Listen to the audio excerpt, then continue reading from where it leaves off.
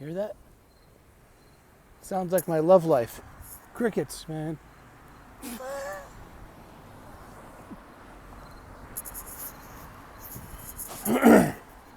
Good morning. I think it's 5:12, 5:13 a.m. on a Thursday morning in Boston, Massachusetts, United States of America, hub of the multiverse, the known multiverse. That's right. Boston, Massachusetts, North America, planet Earth, solar system, outer spiral arm, Milky Way galaxy, Andromeda supercluster, the known universe, and if there is a known multiverse. That is, in case. Just making sure.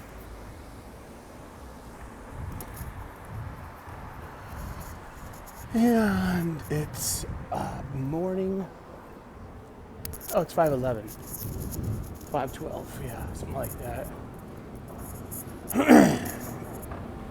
And good morning. It's time for some gratitude. 5:11 a.m. About to be 5:12. 5:12 a.m. See? I mean, something like that. Time is relative, right? I mean, hopefully that relative can come over and drive me to the mall.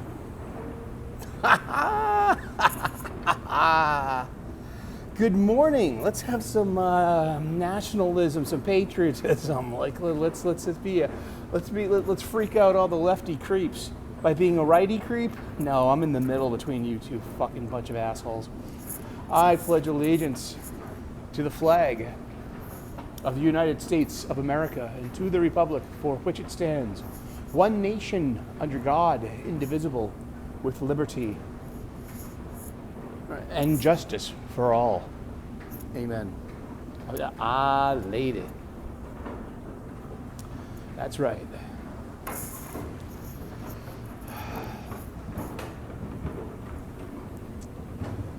This is the Morning Gratitude Show, where we talk about the power of gratitude and how can it deeply affect human beings day to day, hour to hour, minute to minute, second to second existence on this, the planet Earth that we just before mentioned defined in relative space and time.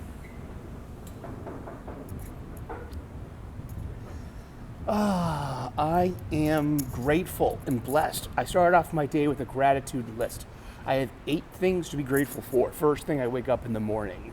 As soon as I roll out of bed at 3:37 on any given weekday, workday, I have 8 things to be grateful for. And from there, I elaborate.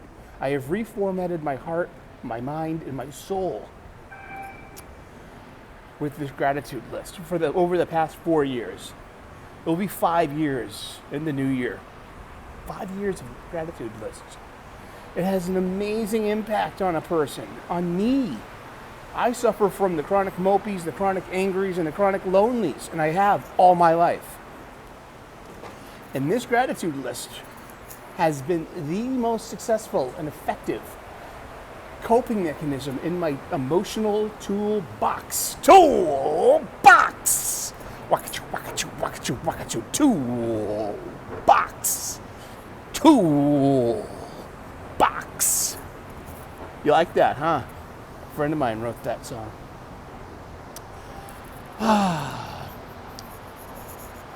I am grateful and blessed for my family, my friends, my faith, my freedom, my health, my union job, a good night's sleep, and a solid breakfast. It's Thursday. One more day until the highly anticipated and vaunted weekend. What is a weekend? That's the only quote from Downtown Abbey I know. Season 1. I tried to watch that show. I like BBC shows. I grew up with BBC shows.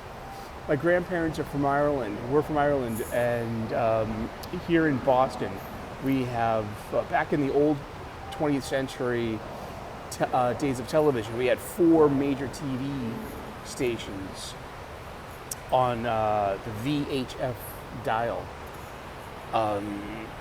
it was Channel 2, Channel 4, Channel 5, and Channel 7. The 3 major networks and PBS, Public Broadcasting Services. PBS on Sundays, Saturdays and Sundays would show lots of BBC. Get your dirty mind out of my show. No. The British Broadcasting Corporation. Doctor Who, All Creatures Great and Small, Cadfile, I, Claudius. I saw I, Claudius as a child. I saw that scene. It is...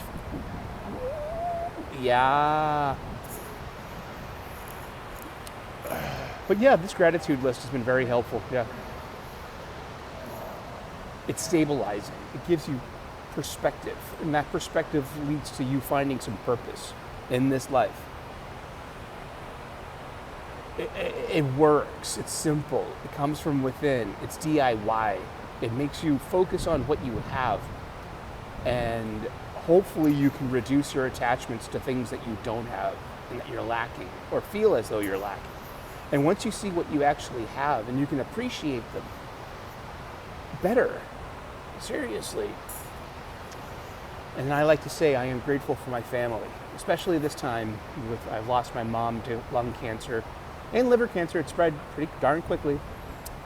And we lost her 5 weeks ago yesterday. We're still coping and dealing with that. I have good days with very lousy moments.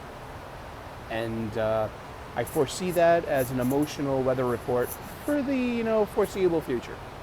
And that's okay, because it's perfectly human. It's perfectly normal. And my family has been there for me every step of the way. Also my friends. I'm grateful and blessed for my friends. They're your found family. I am an only child. No brothers or sisters, and my cousins are like 10 years apart on either side, 10 years older or 10 years younger. So I was kind of like isolated and alone for my childhood, So I've always had a bigger, I guess, attachment to my friends. And because they're the brothers and sisters I earned over time, and I'm still blessed and grateful to have the majority of these people. My best friend Brian, from when I was a kid, like 3 years old, we've been together all our lives in a way, and we went our separate ways as young adults, and we came back together, as older adults, and now we're in middle age, and we talk a lot, and it's thank you. My high school friends. I still have my high school friends. That's a long way. That's over 30 years now. That's 35 years of high school. 35 years of these idiots. I am one too.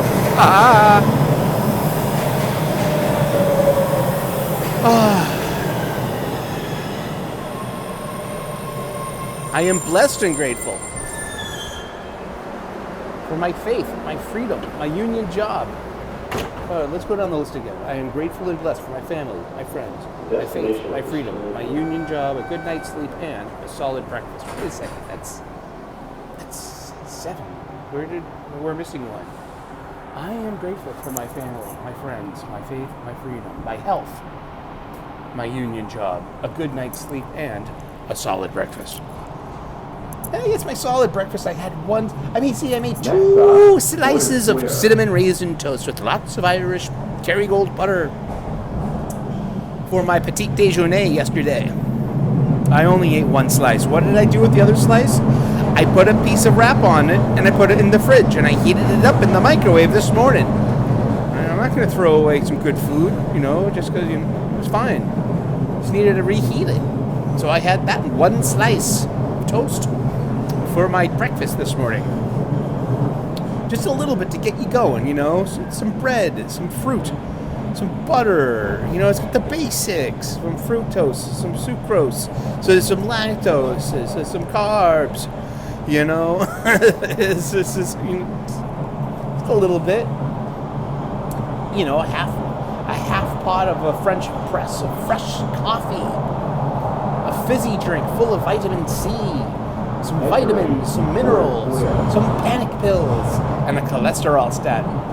Change here for the commuter rail. Turn on some YouTube between 3:37 and 4:48. I give myself some time to greet my day and to start it up. Put on a kettle. Make a little breakfast. Yeah, I'll eat more at work. I eat a lot at work. I mean, I gotta watch my weight. I lost 60 pounds over lockdown. I went from 220 pounds to 157. I went from a 42 waist to a 30. I went from an extra large shirt to a medium. I'm back up to 200. Next stop, Harvard Square. And I'm okay with that, I guess. I'm a little disappointed, but I'm happy and content. You know? A good night's sleep. Heck, I laid down last night about 6:30, and I had a terrible time finding the Sandman last night. He was hiding on me. Or she. I don't want to misgender the Sandman. You get in trouble on Twitter for shit like that. People come after you with virtual pitchforks and virtual torches. Especially if you're an old Star Wars fan like myself. This is all that hubbub going on about the Acolyte being canceled, and that it got canceled because of ultra-conservative right-wing bigots. And even the star of the show, Amanda Stenberg, said that. Maybe she's got some inside information from Disney that proves her claim. Or did it just get canceled because it was a very expensive show that didn't get the ratings that merited a second season? Who knows? We'll probably never know. But I avoided that show. I'm a lifelong Star Wars fan. I was 5 years old when Star Wars came out in 1977. No bloody Episode 4. No bloody A New Hope. It was Star Wars. It still is. 7 years old when Empire Strikes Back came out. I was 10 years old when Return of the Jedi came out. We had all the toys, the Marvel comics. There was a Sunday newspaper that had nothing to do with the Marvel comics. It was a great time to be a Star Wars fan. Hey, ¿qué onda, chico? ¿Qué tú sabes? The destination of this Nada mucho. Feliz.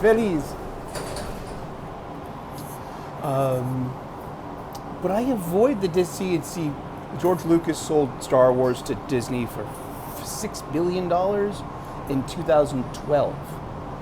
So in 2015, Disney made a declaration that next stop, Central Square. With the exception of the movies, they tried to decanonize the novelizations. That didn't take. But the entire built universe of canon and lore was swept away to make room for a new story, told with new voices, divorced from the problematic past. All of this postmodern junk. I know.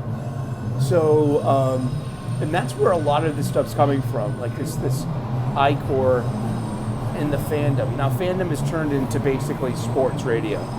You're either a Yankees fan or you're a Red Sox fan. And as always, Milwaukee Brewers fans don't count.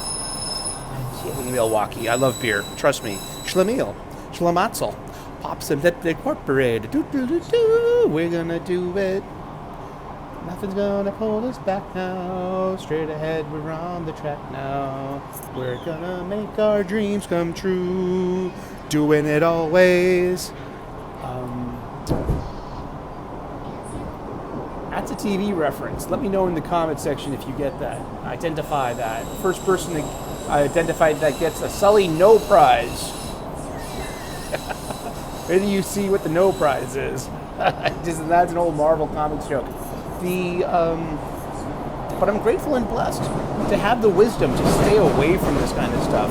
See, if you don't like the Acolyte, that makes you a racist, a bigot, and some kind of ist, some kind of phobe, that you're punching down on marginalized communities that are finally getting their fair chance and share to be represented and tell stories and set in this huge universe. That Star Wars has been saved from its bigoted fan base. Star Wars has been saved from its bigoted past. You can't keep up with any of all this jargon and all this academic postmodernism. I refuse to. I don't want to. I won't agree to it. And I'm grateful and blessed for that I can divorce myself and be like, you know what? This is the fun that you're having. This is the fun of Star Wars is dunking on trolls, chuds, incels. Remember incel? They use that word all the time. Oh God, that's where do you think that word comes from? Good people. And but I'm not going to watch The Acolyte.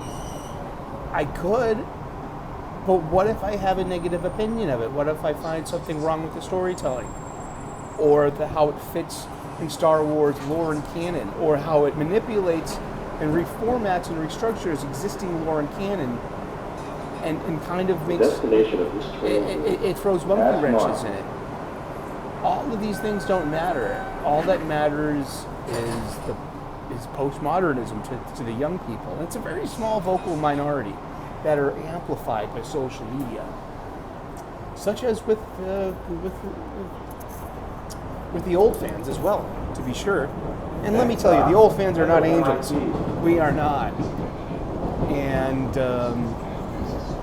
but maybe it's like what Yoda said about attachments, and we need to be able to let go of things. See, there's a lot of Eastern philosophy baked into the original concept of the Force and the Jedi. That was on purpose by George Lucas, and I don't want anything to do with The Acolyte, its fans, or cui bono. What's in it for me? How? What is he doing? Cui bono. It was so important, I wrote it on my arm permanently. It means two benefits. What am I going to get out of this? If I don't agree in lockstep agreement with all the glad handing, just,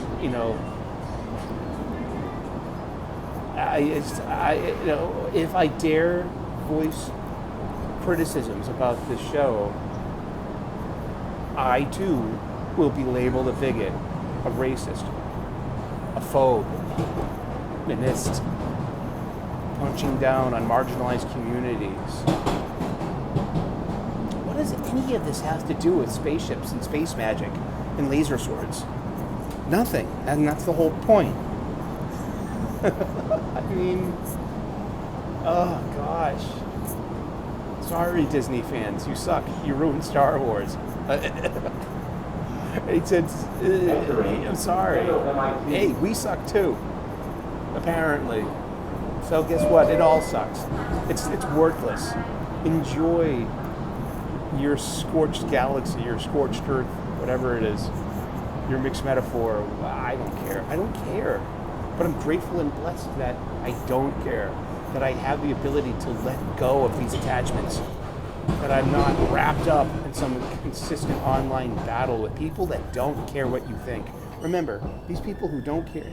Have a good day, man. We got chicken and rice today. Oh no, we got the spicy ground turkey with the rice. Oh, that's really good stuff. I like that stuff, man. Have a good one. The people that don't care what you think or feel really want to share with you how they think and feel. Really, I find that to be an amazing correlation in my direct experience. Tell me about it. And here we are. Let's go to work. Let's earn some money. Let's feed the people. I'm a professional chef. That's what I do. That's my trade. I'm good at my job. I'm blessed and grateful for my skill set. I'm blessed and grateful for my job, this opportunity to earn, to make good benefits, to have a stable schedule.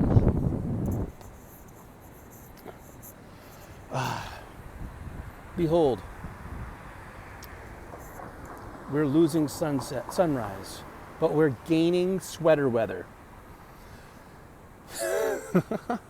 But yeah, I mean, enjoy your windmill tilts, enjoy your witch hunts.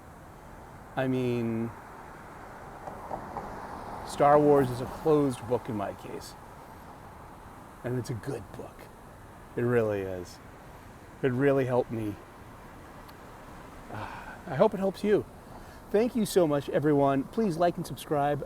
Think about smashing that like button, turning on those notifications, ringing that bell, being part of this growing channel. I think we're up to 1,521 subscribers. Wow! How did that happen? Making content, grinding, hard work, and having something to say.